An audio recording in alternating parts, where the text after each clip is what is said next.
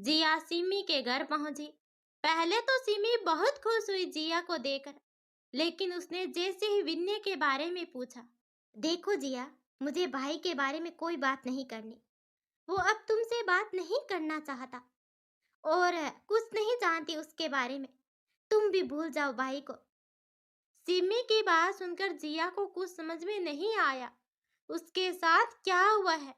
उसका कसूर क्या है? उसने ऐसा क्या कर दिया जो विन्य उससे बात नहीं करना चाहता? जिया चुपचाप घर वापस आ गई। उसने सुसाइड करने की भी कोशिश की, लेकिन माँ बाबा ने बचा लिया। सिमी ने भी उससे बात करना बंद कर दिया। बिल्कुल अकेली हो गई थी जिया। एग्जाम का रिजल्ट आ गया था। वो अच्छे नंबरों से पास हुई थी, लेकिन उसे कोई खुशी नहीं थी। नए कॉलेज में एडमिशन ले लिया, लेकिन जिया हंसना मुस्कुराना सब भूल चुकी थी। 3 साल तक वो कॉलेज में तो रही, लेकिन बिल्कुल ऐसी इंसान बन के जिसमें जान तो थी लेकिन वो जिंदा नहीं थी। कॉलेज के बाद वो जॉब करने बेंगलोर चली गई। उसे अब ये यकीन था कि विन्य अब कभी नहीं आएगा। और अब 6 साल के बाद, मतलब कि आज, लेकिन आज ऑफिस में नए बॉस का नाम सुनकर जिया को फिर से विन्य की याद आ गई थी। जिया यही सोच रही थी, अगर वही विन्य होगा ना, तो मैं जरूर पूछूंगी उससे कि मुझे छोड़कर क्यों गया, क्या हुआ था ऐसा, मैंने तुम्हारा क्या बिगाड़ा था जो तुमने मुझे प्यार करने की इतनी बड़ी सजा दी। यही सोचते सोचते जिया को नींद आ गई। अगले दिन रविवार था, इसलिए जिया के ऑफिस का हॉलीडे था। जिया आराम से सोती रही। 11 बजे मम्मा की कॉल से जिया की आंख खुली। मम्मा से बात करने के बाद जिया फ्रेश होकर कॉफी बनाने किचन में गई। कॉफी लेकर सोफे में बैठकर कुछ सोचने लगी। उसके बाद उसने अपना फोन उठाया और उसमें एक नंबर मिलाया। उधर से आवाज आई, हेलो। हेलो कौन? ये थी सिमी, जिसको सालों बाद जिया ने फोन लगाया। हेलो, मैं जिया। हाय सिमी, तू कैसी है? मैं ठीक हूँ, तू कैसी है? अब याद आई तुझे मेरी? तूने भाई की वजह से मुझे भी छोड़ दिया जिया। क्यों जिया? तू तो मेरी बचपन की दोस्त थी ना, फिर भी तूने मुझसे सारे रिश्ते तोड़ दिए। बस इतनी ही दोस्ती थी ना हमारी।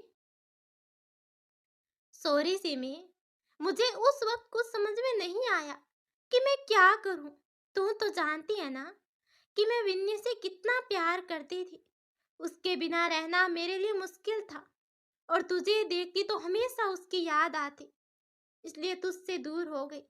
मैं अच्छी हूँ। आज सालों बाद जिया इतना रोई थी।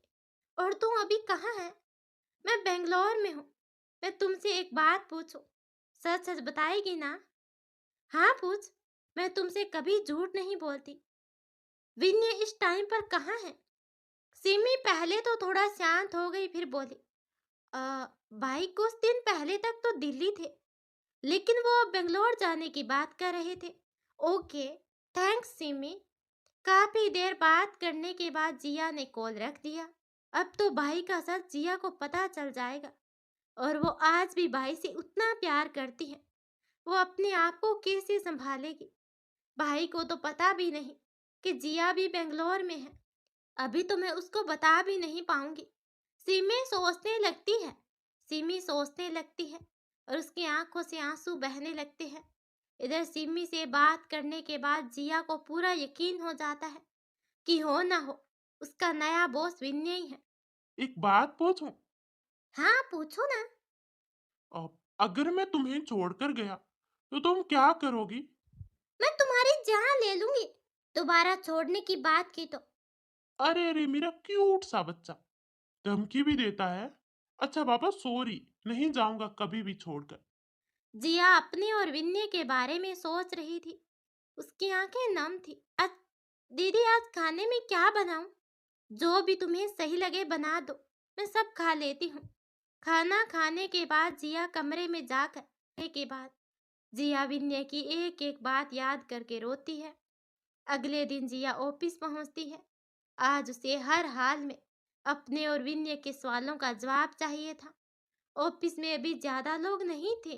अभी बॉस भी नहीं आए थे। जिया जाकर अपना काम करने लगी। तभी उसकी सहकर्मी रीता उसके पास आकर उससे कहती है, नए बॉस को देखा है? कितने स्मार्ट है ना?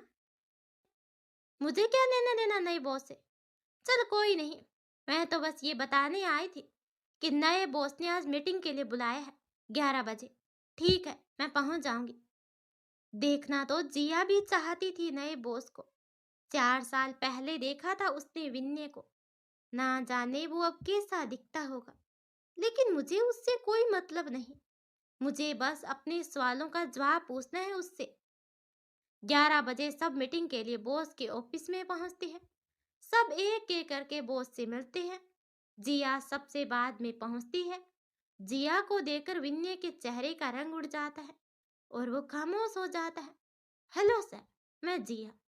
जिया तो पहले ही जान गई थी कि उसका ही विन्य है, लेकिन विन्य को कुछ समझ में नहीं आ रहा था कि वो क्या बोले।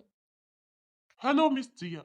ओह, विन्य ने सबको काम समझाया, लेकिन उसने जिया को एक बार भी नहीं देखा, जबकि जिया पूरे टाइम विन्य को देखती रही।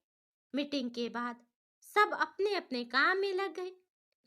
बस दो ही इंसान ऐसे थे जिन्हें ये समझ नहीं आ रहा था कि वो क्या करे। जिया विन्य से सवाल पूछना चाहती थी, लेकिन पूछ नहीं पा रही थी। जब विन्य से रहा नहीं गया, तब वो ऑफिस से घर चला गया। आज सालों बाद उसने जिया को देखा था। उसका मन जिया को गले लगाकर रोने का था, लेकिन वो नहीं कर सकता था। आज पूरी रात विन्य सो नहीं पाया। विन्य यही सोच रहा था। कि मैं हर रोज जिया को उदास नहीं देख सकता, लेकिन सच भी तो नहीं बता सकता, वरना वो पूरी तरह टूट जाएगी। मेरा उससे दूर रहना ही सही है। वो मुझसे नफरत ही करे तो ही अच्छा है। उधर जिया भी अपने सवालों को लेकर पूरी रात सो नहीं पाई। अगले दिन जिया जल्दी से तैयार होकर ऑफिस के लिए निकल गई। विन्य भी जिया को देखने के लिए ऑफिस चला गया। जिया बिना कुछ सोचे समझे सीधा विन्य के केबिन में चली गई। विन्य फोन पर किसी से बात कर रहा था। जिया को देखकर उसे शौक लगा, लेकिन फिर फोन रखकर बोला, हेलो मिस जिया। विन्य, तुमने ऐसा क्यों किया? अगर तुम्हें मुझसे प्यार नहीं था तो साफ साफ बोल देते ना। तुमने क्यों मेरी लाइफ बर्बाद की? विन्य, क्यों विन्य? तुमने कभी सोचा नहीं कि कैसे जीऊंगी मैं, जबकि तुम्हें पता था ना कि मैं तुम्हारे बिना नहीं रह सकती। इतना कहकर नियति वहीं बैठ गई और रोने लगी। ना, विन्य के दिल में आया कि वो जाकर जिया को गले लगा ले और उसे रोने ना दे, लेकिन वो मजबूर था, क्योंकि अगर जिया को उसके प्यार का एहसास हो गया तो वो उससे कभी नफरत नहीं कर पाएगी। जिया, वो सब खत्म हो चुका है। जो भी हमारे बीच था, वो प्यार नहीं, सिर्फ अट्रैक्शन था। अब मुझे उस बारे में कोई बात नहीं करनी। सो बेटर रहेगा मिस जिया, आप भी ना करें। आप यहाँ मेरे एम्प्लॉय हैं, मैं आपका बॉस, इसलिए मैनर्स से बात करें। विन्य ने जानबूझकर गुस्सा दिखाते हुए कहा, ठीक है सर, मैं आपसे बात नहीं करूंगी। ये रहा मेरा रेजिग्नेशन लेटर। अब मैं यहाँ काम नहीं कर सकती। Good bye mister Vinay Malhotra.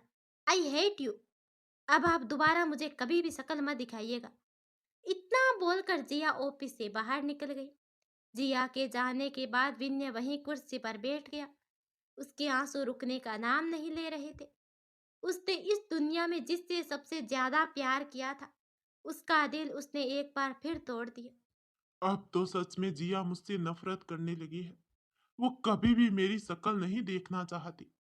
यही सोचते सोचते विन्य वहीं ऑफिस में बेहोश हो गया। थोड़ी देर के बाद जब मैनेजर कैबिन में आया तो उसने विन्य को बेहोश देखा, तो उसने विन्य के डैड को कॉल किया और उसे जल्दी जल्दी हॉस्पिटल ले गई। विन्य के डैड के आंसू नहीं रुक रहे थे, क्योंकि शायद उन्हें आने वाले वक्त का पता था। मेरा बेटा सही हो जाएगा ना डॉक्टर? देखिए मिस्टर मल्होत्रा, हमने आपको पहले ही बताया था कि ये उसकी लास्ट स्टेज है, और कब क्या हो जाए हम कुछ नहीं कह सकते। विन्य के डैड वहीं जमीन पर बैठ गए और रोने लगे। इधर जिया इन सब बातों से बेखबर ऑफिस से अपने फ्लैट गई। मम्मी को कॉल करके उसने आने की बात बताई और जल्दी जल्दी अपना सामान पैक करने लगी। वो रोते रोते अपना सामान पैक कर रही थी और विन्य की कही एक एक बात सोच रही थी। सामान पैक करके वो स्टेशन के लिए निकल गई। स्टेशन पर बैठकर वो ट्रेन का वेट कर रही थी। ट्रेन आने में अभी 30 मिनट बाकी थे कि तभी जिया का फोन बजा। फोन विन्य के डैड का था। हेलो, कौन? हेलो जिया बेटा, मैं विनय का डैड बोल रहा हूँ। तुम जल्दी से हॉस्पिटल आ जाओ। विनय बार बार तुम्हारा नाम ले रहा है। हॉस्पिटल का नाम सुनते जिया के दिमाग ने काम करना बंद कर दिया। क्या हुआ है विन्य को? उसे कुछ समझ में नहीं आ रहा था। वो जल्दी से हॉस्पिटल पहुंची। हॉस्पिटल के बाहर ही उसे सिमी मिल गई। सालों बाद सिमी जिया से मिली थी। तुम यहाँ कब आई? कल ही आई हूँ, भाई ने बुलाया था, सिमी बोली और फिर दोनों जल्दी जल्दी हॉस्पिटल के अंदर गई। सिमी विन्य के डैड को जानती थी, इसलिए उसने जिया को बताया। विन्य को क्या हुआ है अंकल? उसे दिल की बीमारी है बेटा। उसके पास अब ज्यादा टाइम नहीं है। वो बस आखिरी टाइम में तुमसे मिलना चाहता था। वो जल्दी से भागते हुए विन्य के आईसीयू वार्ड की तरफ गई। जिया को देखकर विन्य की आंखों में आंसू आ गए। लो जा रहा हूं मैं, अब कभी अपनी शक्ल नहीं दिखाऊंगा। तुमने मुझे क्यों नहीं बताया विन्य? प्यार करते थे ना मुझसे, फिर सारी तकलीफ अकेले ही सहते रहे। क्या बताता जिया मैं तुम्हें। उस दिन तुमसे बात करने के बाद मुझे चक्कर आ गए थे। डैड हॉस्पिटल लेकर गए तो डॉक्टर ने बताया कि मुझे दिल की बीमारी है। मेरे पास कुछ सालों का ही टाइम है। कितना ये भी नहीं पता था मुझे। कभी भी कुछ भी हो सकता था। पहले तो मैं बहुत रोया। मुझे मौत से डर नहीं लगता जिया, लेकिन तुमसे मिलने के बाद मैं और जीना चाहता था तुम्हारे साथ। सारी जिंदगी गुजारना चाहता था। लेकिन फिर मैंने फैसला किया कि अपने लिए तुम्हारी जिंदगी बर्बाद नहीं करूंगा। मैंने सीमी को सब बता दिया और उसे अपनी कसम दे दी। मैंने अपने सारे नंबर भी बंद कर दिए, खुद को सबसे दूर कर लिया। मैं तुम्हें तकलीफ में नहीं देख सकता था जिया। क्या करता मैं? हो सके तो मुझे माफ कर देना। जिया बस रोए जा रही थी। जिस इंसान को उसने इतना गलत समझा, उसने तो कभी उसके सिवाय किसी से प्यार ही नहीं किया। मैं आज भी तुमसे बहुत प्यार करता हूँ। मैं अगले जन्म में अपनी अधूरी मोहब्बत को पूरा करूंगा। इस जन्म में हमारा साथ यहीं तक का था। मैं भी तुमसे बहुत प्यार करती हूँ विन्य, आज भी। I love you so much. Jiya, I love you too. इतना कहने के बाद विन्य की सांसें रुक चुकी थी और वो हमेशा हमेशा के लिए ये दुनिया छोड़कर जा चुका था। Doctor, doctor, doctor! डॉक्टर आकर सबको बताते हैं सॉरी, ही इज नो मोर। विन्य अब हमेशा के लिए चला गया था और जिया बेहोश हो जाती है। सिमी उसे संभालती है और उसे विन्य के घर ले आती है। कुछ टाइम के बाद उसे होश आता है और वो फैसला करती है, विन्य चला गया, लेकिन मैं अपने दिल में उसकी यादों को हमेशा जिंदा रखूंगा। मेरी जिंदगी में अब विन्य के अलावा कोई नहीं आएगा। मैं अपनी अधूरी मोहब्बत को पूरा करूंगी विन्य की यादों के साथ। 8 साल बाद। मम्मा देखो ना, ये मेरे साथ का पेड़ कितना बड़ा हो गया। और आपने मेरा और इस पेड़ का नाम, दोनों का नाम विन्य क्यों रखा? क्योंकि विन्य आपके पापा का नाम है। मम, लेकिन पापा भी कहाँ है मम्मा? वो भगवान जी के पास गए हैं आपके लिए चॉकलेट लाने। विन्य के जाने के बाद जिया ने एक बच्चे को गोद लिया था। उसका नाम भी विन्य रखा था तथा विन्य की यादों में लगाए पेड़ का नाम भी विन्य रखा था। अब उसका बेटा ही उसके लिए सब कुछ था। वो अपनी अधूरी मोहब्बत को पूरा करने की कोशिश कर रही थी।